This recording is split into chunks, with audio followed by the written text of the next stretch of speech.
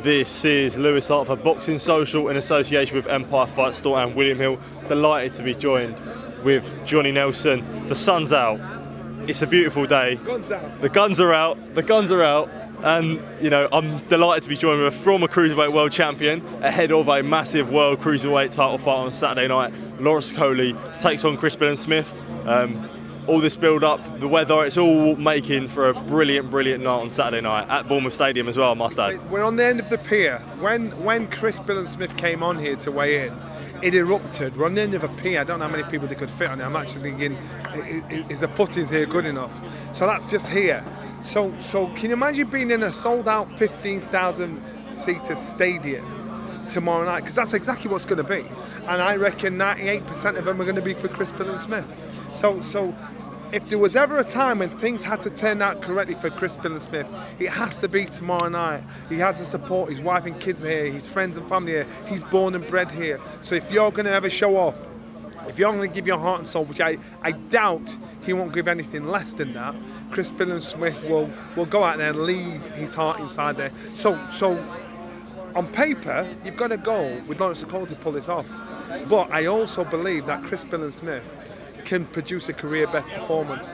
And I mean, he might have about 3 or 4, 5, 6 fights after this. But I'm telling you now, Saturday night will be the best performance of Chris Billam-Smith we've ever seen. How does Chris deal with all this pressure of, he's fought in Bournemouth twice before, but this is never on the stage like he's on now. Bournemouth Stadium, 15,000 people. Okay, I get that, but each time he's boxed, it's been a sellout.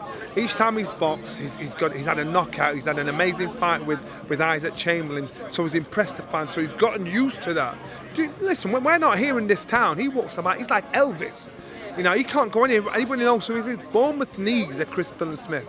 For business, and I've said it to everybody, for good business, you'd want Chris to win. So we're down here again and again and again. You know, there's a lot of good talented fighters here on the South Coast for good business.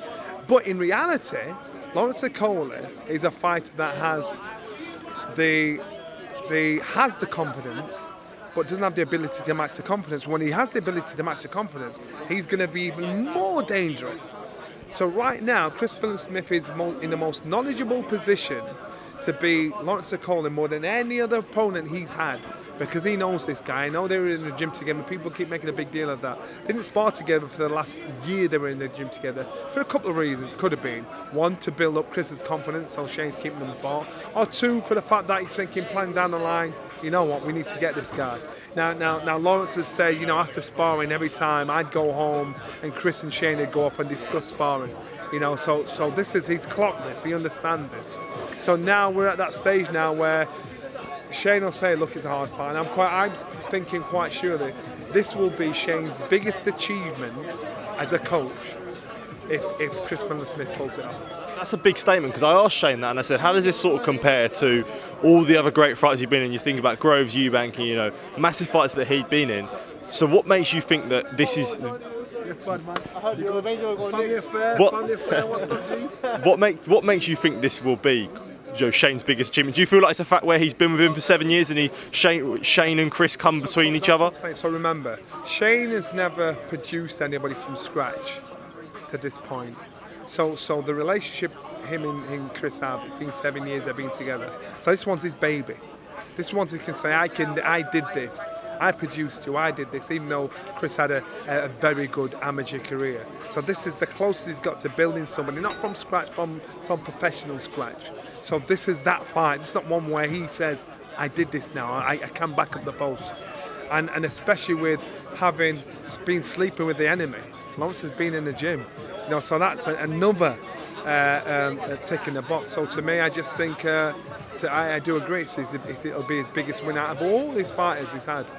Is this also a testament to Chris Billam-Smith, where you look at the undercard? The undercard is stacked with South Coast talent, and for someone like Chris to bring this back to Bournemouth, that's a special thing for him as a person. You just mentioned there about him being like Elvis when he walked through Bournemouth. So not only, you know, he's sort of headlining in Bournemouth, but he's bringing all the other sort of smaller fighters up with him is a special thing as well. Yeah, of course, and that's exactly what it is. So you've got to think to yourself, you know, the South Coast have a lot of talent down here. Unfortunately, there's not enough talent down here to bring such attention, such hysteria, such interest. So now Chris Billam-Smith is that fight. Chris Billam-Smith swapped promotional outfits for this reason. He wanted to box at home. And so therefore, that's why he came to Sky. And he got, be careful what you wish for. He's got it, and each time he's performed out of his skin and boxed to the best of his ability and got the results. Now he's bringing a world title to Bournemouth.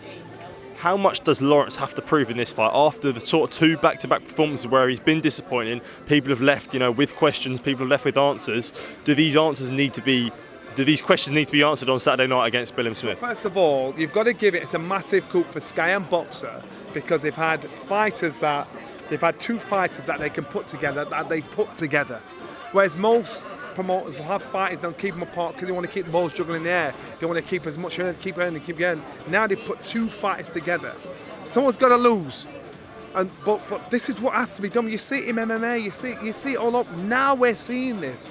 So you've got to give credit where credit's due, number one. Number two, for Lawrence, I think there's more pressure on Lawrence, because if he loses the title, he's in the Who Needs Him club, because he's the most unorthodox fight you're going. You can't prepare for Lawrence. If you've got a chance of fighting Lawrence and somebody else, you're going to fight somebody else, because he hits too hard, he's too unorthodox, he's too hard to figure out.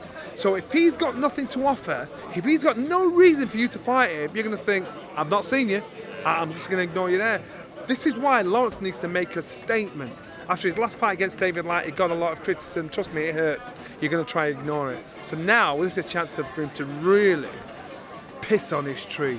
It's a chance for him and Sugar Hill's union to start paying off. I don't think it'll pay off until 3-4 fights down the line, but this is the time where Lawrence Okolie has to pull out his cojones and say, right, let's do this, baby.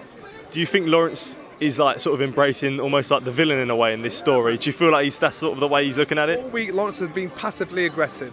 Very cool, very nonchalant, very matter of fact. He slipped a little bit out when Chris was in. He said, I've seen him now, I'll probably stop him. Smart, clever, very, very, very, very dissing him in a smart, cool way. And I like that. He's not going to evoke his emotion, show his emotion to say, you've got to me. But Lawrence's idea of success is not beating Chris, because he's always had Chris's number. His idea of success is beating Shane McGuigan. He's the student's now beating the master. And this is why he's getting excited about it. And we can look at other cruiserweights, another one on the Boxer side, another one for Boxer, just signed a new long-term deal. Richard Riakporhe, he must be looking at this and being like, I want the winner. Richard will be down here. Richard will be down here tonight. There's a number 6 in the world, WBC number 6 in the world, come over from Canada to watch this fight. There's an interest worldwide from this fight. Richard Riakporhe, of course, there's going to be a measuring stick. He's beaten Chris Billam-Smith. And so now he's looking at Lawrence Okolie, thinking, let me see what you've got about you. I understand that. How can you prepare for a man you don't know how to prepare for? So they need to get him out of the way some way or another. And if anybody's got a chance to do it, it's Chris, because he knows him better than everybody else. From this side of the pond to the other side of the pond, yesterday we saw the big announcement of Errol Spence Jr. defending unifying, trying to go undisputed against Terence Crawford. The fight we've been wanting for so long. About time, man. As a boxing fan, as boxing fans, is this the best period at the moment, 2023, where we're looking at the big fights getting made, especially sort of on the American side, we're all fighting each other? The promoters are now, boxing promoters are now getting it. With MMA and UFC, they're making the best fight the best. The public are getting far too educated to bullshit them anymore. And so you can't keep doing this. It's been going on forever and a day. So now, finally, this fight's been made, and it's a good fight. Al Heyman, good on you. Do you feel like sometimes in the UK we can learn a bit from America, especially sort of this year where we've seen Ryan Garcia and Gervonta Davis work together? I know it's not the same with Errol Spence, Terence Crawford, but do you feel maybe on this side we can learn with sort of working each other? Maybe of course, but individuals profit, which is why it doesn't happen. And you've got a promoter that's got a stable of cruiserweights, and he's putting them together. That's refreshing. That's how it should be, man. So and regardless if you're thinking long term down the line, that's how it should be. So fighters wants to fight B, so I'm going to go here. Let's do this.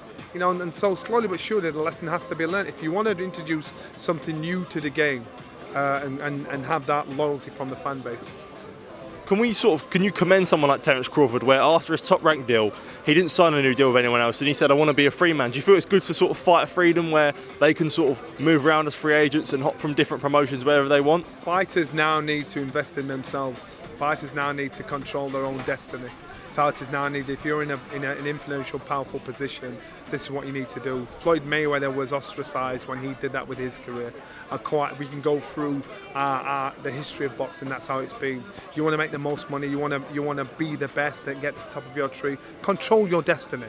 Don't let some YouTuber top your bill and nobody knows you boxed on the undercard. And so good on him. Good on Crawford doing that. Johnny Nelson, thank you for your time, mate. Always a pleasure. Top man. Thank you, brother. Thank you, mate.